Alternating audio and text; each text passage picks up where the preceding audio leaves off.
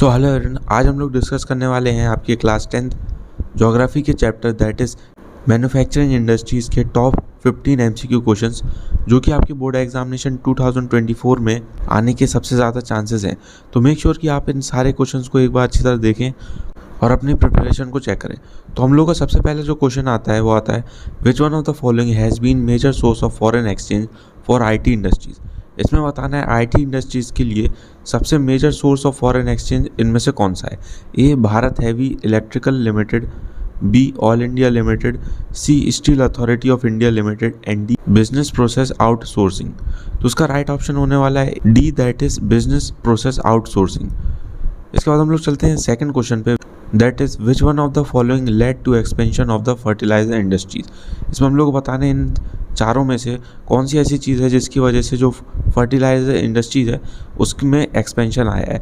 A liberalization and foreign direct investment, B MNCs that is multinational cooperation, C the green revolution and D all of the above. तो उसका right option होने वाला है C, that is green revolution. Question number third, in what ratio are iron ore, coking coal and limestone required to make steel. इसमें हम लोग से पूछा गया है स्टील को बनाने में ये जो तीन चीज़ें हैं that is iron ore, coking coal and limestone, इनको कितने रेशियो में हम लोग रखते हैं।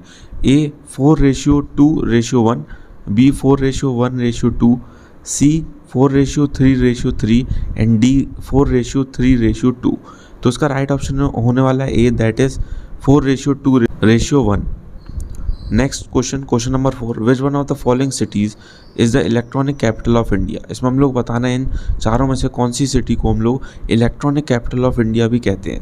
A Delhi, B Mumbai, C Bengaluru and D Hyderabad. तो राइट ऑप्शन होने वाला हम लोग का C, that is Bengaluru. Question number 5, the economic strength of the country is measured by which of the following developments. इसमें हम लोग बताना है किसी भी कंट्री की जो इकोनॉमिक स्ट्रेंथ है इनमें से कौन से डेवलपमेंट के बेसिस पर हम लोग मेजर करते हैं।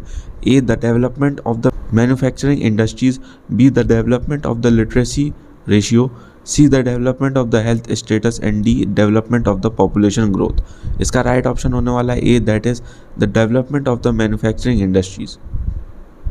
इसके बाद हम लोग चलते हैं क्वेश्चन नंबर 6 पे, that the first successful textile mill was established in A Delhi, B Visakhapatnam, C Chennai and D Mumbai.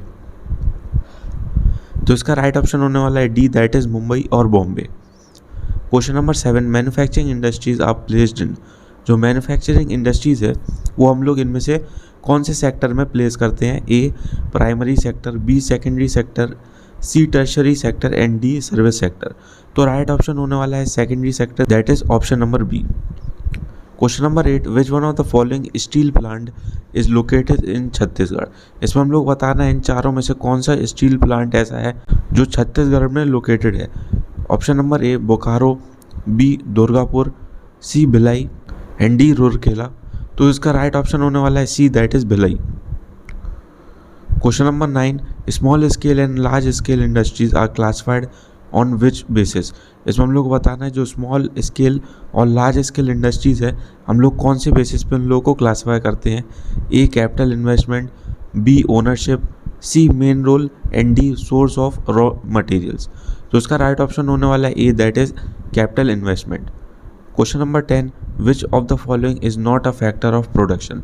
इनमें से कौन सा फैक्टर प्रोडक्शन का नहीं है।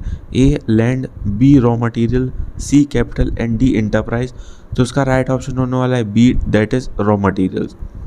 Question number 11, all India limited belongs to which of the following type of industries. जो हम लोग की ऑल इंडिया लिमिटेड है वो इनमें से कौन सी इंडस्ट्रीज को बिलोंग करती है। A public sector, B private sector, C joint sector and D cooperative sector. तो उसका राइट ऑप्शन होने वाला है C, that is joint sector. इसके बाद हम लोग क्वेश्चन नंबर 12 पे आते हैं, विच of the following organic chemical is used for making of glass, soap, detergents and paper. इनमें हम लोग को बताना है ये जो 4 इनऑर्गेनिक केमिकल दिए गए हैं इनमें से कौन सा हम लोग के ये सारे प्रोडक्ट बनाने के यूज़ होता है। Glass, soap, detergent and paper. तो इसके ऑप्शन हम लोग देख लेते हैं। Option A soda ash, B sulphuric acid, C nitric acid, D alkalis. तो इसका राइट ऑप्शन होने वाला है A, that is soda ash. Question number 13, on what basis is the industrial sector classified into public and private sector. इसमें हम लोग बताना है कौन से बेसिस पे हम लोग इंडस्ट्रियल सेक्टर को पब्लिक और प्राइवेट सेक्टर में हम लोग तो क्लासिफाई करते हैं। Option number A employment condition, B nature of economic activity, C ownership of enterprises and D number of workers employed in the enterprise. तो उसका राइट ऑप्शन होने वाला है C, that is ownership of enterprises. Question number 14, which of the following is not an inorganic chemical. इनमें से कौन सा एक इनऑर्गेनिक केमिकल नहीं है। Option number A sulphuric acid, B petrochemicals, C nitric acid and D alkalis. तो इसका right option होने वाला है बी, दैट इज पेट्रोकेमिकल्स। इसके बाद हम लोग चलते हैं last question, that is 15th question पे, which of the following is a negative effect of industrialization. इनमें से हम लोग बताना है इनमें से कौन सा एक नेगेटिव इफेक्ट है इंडस्ट्रियलाइजेशन का।